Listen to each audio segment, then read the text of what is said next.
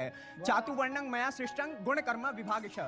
गुण और कर्म चारों वर्णों का अगर मेरे काम शूद्र वाले हैं तो मैं ब्राह्मण नहीं कहलाऊंगा। अगर मैं असलियत में ब्राह्मण हूं, पैदा ब्राह्मण हूं और काम शूद्र वाले हैं तो मैं शूद्र हूं। और अगर आपके कर्म ब्राह्मण वाले और आप शूद्र हैं तो आप ब्राह्मण माने जाएंगे। जी क्या हमारे देश की स्थिति क्या इतनी बिगड़ गई है कि हम आज भी शिक्षा, रोजगार जैसी बातों के मुद्दे को हटाकर हम आज भी हिंदू और मुस्लिम की बातें कर रहे हैं। अब रोजगार पे बात करेंगे। आप पूरा वीडियो देखेंगे, इस क्लिप में आप देखेंगे मौलाना बैठे हैं, पंडित जी बैठे हैं, भदौरिया साहब बैठे हैं। मौलाना, पंडित और जो भी दूसरे रिलीजियस के लोग हैं वो तो ठीक हैं। भदौरिया को देख के आपको लगेगा कि ये बंदा है ना, ये है झूठा। पहले पूरा वीडियो देखते हैं, वीडियो के बाद करते हैं इस टॉपिक पर बात। प्लीज़ चैनल को सब्सक्राइब करेगा। मैं एग्जिस्ट करती है उसे उसकी एग्जिस्टेंस माननी नहीं है। राम एग्जिस्ट करते थे, उनकी भूमि एग्जिस्ट करती थी, उस चीज की एग्जिस्टेंस माननी नहीं है। और मतलब उस पे उल्टा सवाल कर देना। और जो चीज एग्जिस्ट नहीं करती, बाबर अकबर ये बाहर के देशों से आए हुए 2 कौड़ी का आदमी हमारे देश को तहस नहस करने की बात करते हैं, उसकी एग्जिस्टेंस माननी है, उसकी एग्जिस्टेंस माननी है। उसके बाद ये इन्होंने कहा कि हिंदू जो है वो 4 वर्गों में बांटे गए हैं। इसका कारण आपको पता है, भगवत गीता का एक श्लोक है, चातुर्वर्ण्यं मया सृष्टं गुण कर्म विभागशः। गुण और कर्म चारों वर्णों का अगर मेरे काम शूद्र वाले हैं तो मैं ब्राह्मण नहीं कहलाऊंगा। अगर मैं असलियत में ब्राह्मण हूं, पैदा ब्राह्मण हूं और काम शूद्र वाले हैं तो मैं शूद्र हूं। और अगर आपके कर्म ब्राह्मण वाले और आप शूद्र हैं तो आप ब्राह्मण माने जाएंगे। जी क्या कहना चाहते हैं? देखिए, ये ऐसे नौजवान, क्या नाम है आपका? सुने, नीतीश नीतीश ठाकुर। देखो युवाओं, सीखो, ये है भारत का भविष्य, जो मॉडर्न एजुकेशन के साथ साथ अपनी आध्यात्मिक एजुकेशन को, वो भी गीता को, वो भी सबसे पुरातन ग्रंथ के ज्ञान को साथ में लेके चलता है। ये लोग जो बांटते हैं ना कि ये उपवर्ग है, ये छोटे लोग हैं, ये बड़े लोग हैं, ये है गीता का ज्ञान। इसको कहते हैं वर्ण व्यवस्था। और फिर कहूंगा, सुनिए, अरे आप भी तो इसी से आते हैं। एक मिनट सुनिए ना, सुनिए।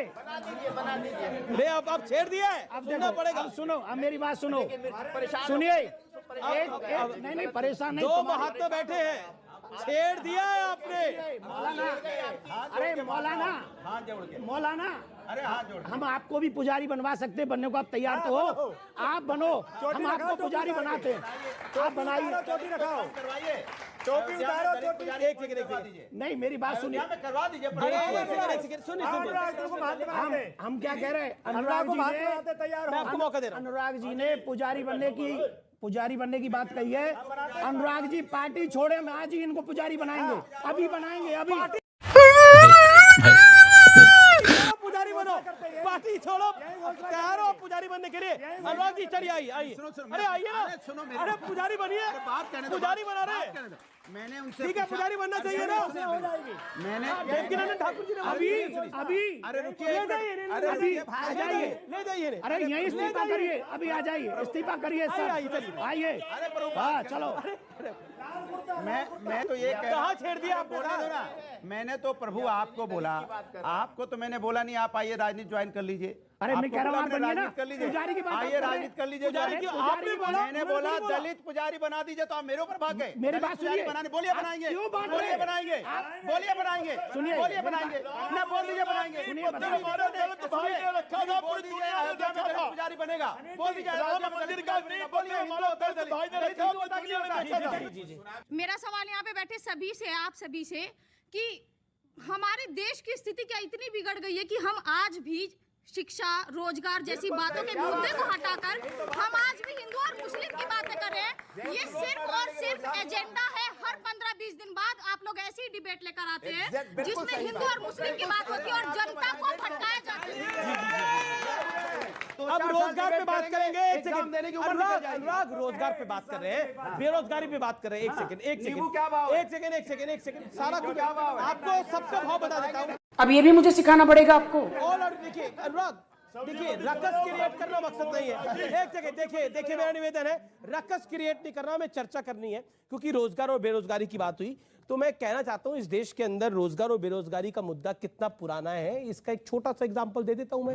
रोटी और कपड़ा मकान एक पिक्चर आई थी आज से 40 साल पहले। एक फिल्म आई थी, एक सेकेंड, अनुराग शांति, ऑडियो डाउन है आपका। और दूसरी फिल्म एक आई थी मेरे अपने, जिसमें आपने बड़ा फेमस डायलॉग है, शत्रुघ्न सिन्हा होते थे और वो विनोद खन्ना के घर जाते हैं, उनकी मां को बोलते हैं कि जाइए बता देना छेनू आया था। बड़ी पुरानी पिक्चर है, वो बेरोजगारी पे थी।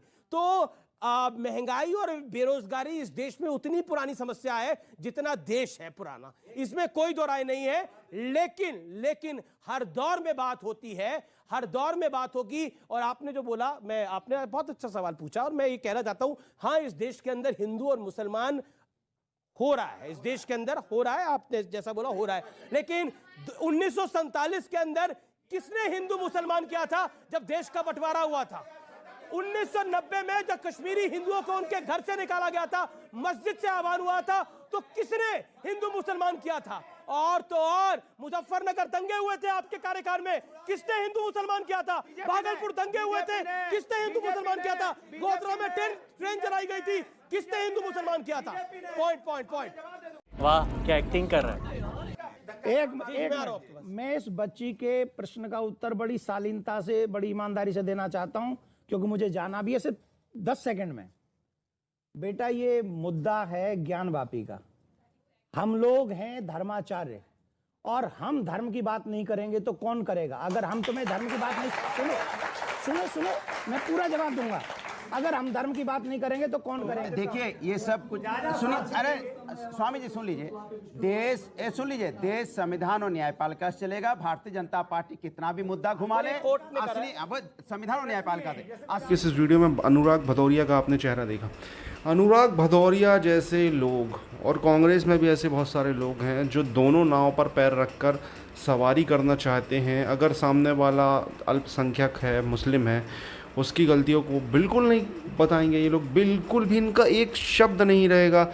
जिस तरीके की वहाँ पे बुराइयाँ हैं, जिस तरीके की वो बात करते हैं कि तुम उनके झूठे खुदा को भी झूठा ना बोलो, ताकि वो तुम्हारे सच्चे खुदा को पलट कर झूठा ना बोल दे, इस पर इनका स्टैंड रहेगा। हमें क्या लेना देना, इस तरीके के ये लोग हैं। अब इनको क्या है, इनको वो वोट बैंक इतना प्यारा है कि वो वोट बैंक ये ले नहीं सकते।